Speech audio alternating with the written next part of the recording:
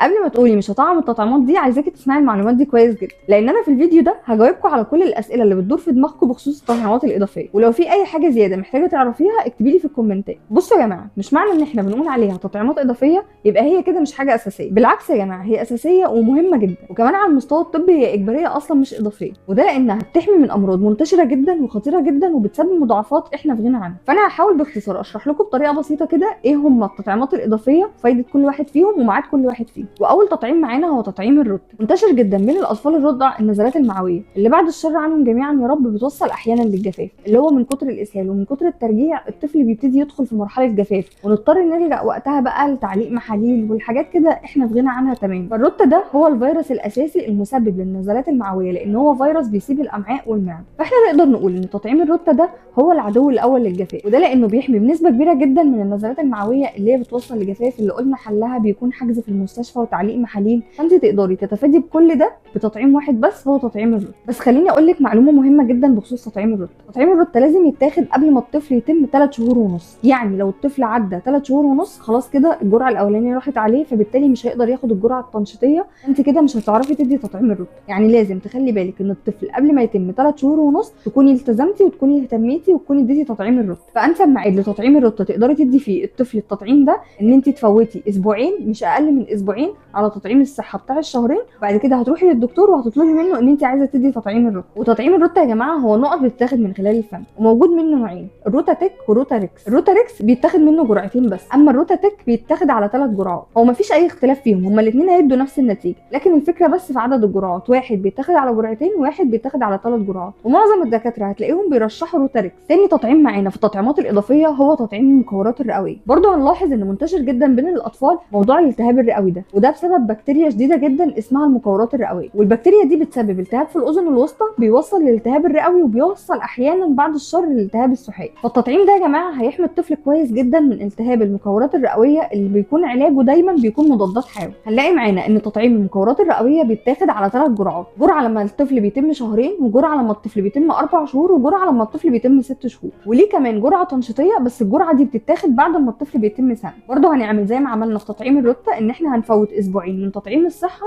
ونروح ندي التطعيم الاضافي. تطعيم المكورات معانا موجود منه نوعين، البريفينار والسينفلوريكس، بس هتلاحظي ان معظم الدكاتره بيرشحوا السينفلوريكس. مش عايزاكم تقلقوا خالص من موضوع النوعين ده يا جماعه، النوعين والله بيدوا نفس النتيجه، بس تطعيم المكورات معانا بيكون حقنه مش نقط زي تطعيم الروتا. وحاولي انت لو الدكتور نسي خليكي انت مركزه ان انت تخليه يديله الحقنه في الرجل الشمال، لان الرجل اليمين بتكون لسه تعباهم من تطعيم الصحه. فحاولي ان انت خلي بالك لو راحت عن دماغ الدكتور او الدكتور نسي ان هو هيديها له، لقيتيه هيديها له في الرجل اليمين، قولي له لا يا دكتور معلش لو سمحت اديها له في الرجل الشمال، لان هتلاقي حبيبي لسه رجله اليمين لسه تعبان من تطعيم الصحه. نيجي بقى لثالث تطعيم معانا. ثالث تطعيم معانا هو تطعيم الالتهاب الكبدي الوبائي ايه، وده بنديه للطفل عشان نحمي الكبد بتاع الطفل، بيحميه من فيروس بيسيب الكبد من خلال ان هو يتنقل له الفيروس ده من خلال الاكل الملوث او لو شرب ميه ملوث. فالتطعيم ده يا جماعه معانا مهم جدا، لان هم لما بيبتدوا يروحوا المدارس وبيبتدوا ان هم يبقى في احتكاك بالعالم الخارجي، مش مسيطره عليه في البيت بس، ابتدى يخرج ويتعامل مع الناس بره، بتلاقي ان فرصه العدوى بالفيروس ده منتشره جدا وممكن يجيله بسهوله جدا. ومعظم الناس على فكره اتصابت بفيروس ايه ده، وده لان التطعيم بتاعه مش بيتاخد للاسف. هو معانا عباره عن جرعتين، اول جرعه بتتاخد لما الطفل يتم سنه، والجرعه الثانيه بتديها له بعد 6 شهور من الجرعه الاولانيه. ومن بعد الجرعه الثانيه تقدري تطمني وتقدري تقولي ان انت حميتي ابنك من الفيروس ده، ان هو باذن الله مدى الحياه ما يجيلوش الفيروس ده ابدا. نيجي بقى لرابع تطعيم. رابع تطعيم ده اللي هو تطعيم الجدري المائي. طبعا الجدري فيروس كلنا عارفينه ومعظمنا تقريبا جاله فعلا، وفي مننا الحمد لله ربنا سترها معاه وعدى من الفيروس ده على خير، وفي مننا برضو للاسف خد المضاعفات بتاعته اللي احيانا بتوصل لالتهاب رئوي. فانت عشان تحمي طفلك ان هو ما يجيلوش الفيروس ده تقدري تديله التطعيم اول ما يتم سنه، وبيكون ليه جرعه تنشيطيه، بس دي الدكتور هو اللي بيحدد لك ميعادها على حسب نوع المصل اللي هو اداهوله. وخلي بالك كويس جدا لازم تهتمي بالجرعه المنشطه، لان جرعه واحده للفيروس ده مش كفايه، فلازم تروحي في ميعاد الجرعه المنشطه وتديها للطفل. خامس تطعيم معانا هو تطعيم الحمى الشوكيه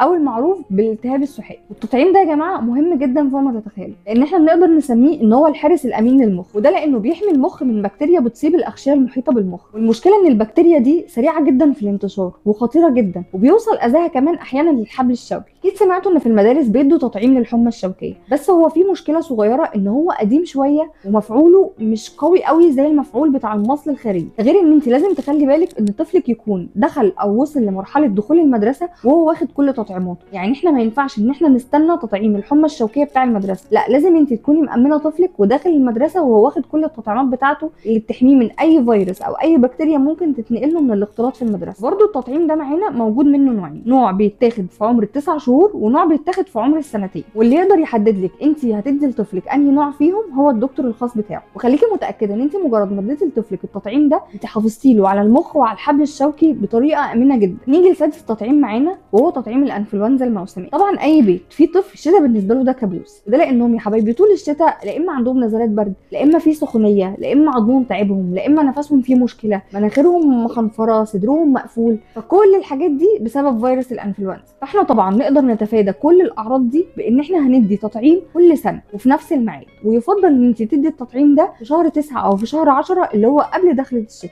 والطفل يقدر ياخد التطعيم ده من بعد ما يتم 6 شهور. بس عايزاكي تخلي بالك تطعيم الانفلونزا الموسميه هو التطعيم الوحيد في التطعيمات الاضافيه اللي ممكن جسم الطفل يدي رد فعل بعد الحقنه بتاعته. ممكن تلاقي ان الطفل بدا يسخن شويه او مكان الحقنه ابتدى يوجعه شويه، ما تقلقيش، كمادات وخافض حراره وهتلاقي الموضوع عدى بمنتهى السهوله جدا. بصوا يا جماعه خلينا متفقين ان التطعيمات دي ممكن تكون مكلفه شويه، بس انت بجد لو جيتي حسبتيها وبصيتي ان الطفل لو جاله اي دور من الادوار دي بعد الشر يا رب هتلاقي ان انت بتصرفي دكاتره قد كده وبتصرفي علاج قد كده. ده غير ان انت بتدي للطفل العلاج ويرتاح عليه يا تحتاجي تغيريه، يا يرتاح مع علاج الدكتور ده يا تحتاجي ان انت تغيري الدكتور. شوفي هتصرفي كام دكاتره وشوفي هتصرفي كام على العلاج. ده غير بقى كمان بهدله الطفل من دكتور لدكتور ومن علاج لعلاج، واحيانا كمان تضطري تدخلي مضادات حيويه، فكل ده بياخد من صحه الطفل. فبجد هتلاقي ان حسبه التطعيمات دي اوفر معاكي بكتير وكمان راحه لطفلك. انا كده شرحت لكم جدول التطعيمات الاضافيه، تقدري ترجعي للدكتور المتابع لحاله طفلك وهو اللي هيحدد معاكي الانواع المناسبه لطفلك وهو اللي هيحدد معاكي مواعيد الجرعات. ولو عندك اي سؤال اكتبوا لي في الكومنتات، وما تنسوش اللاف الجميل بتاعكم.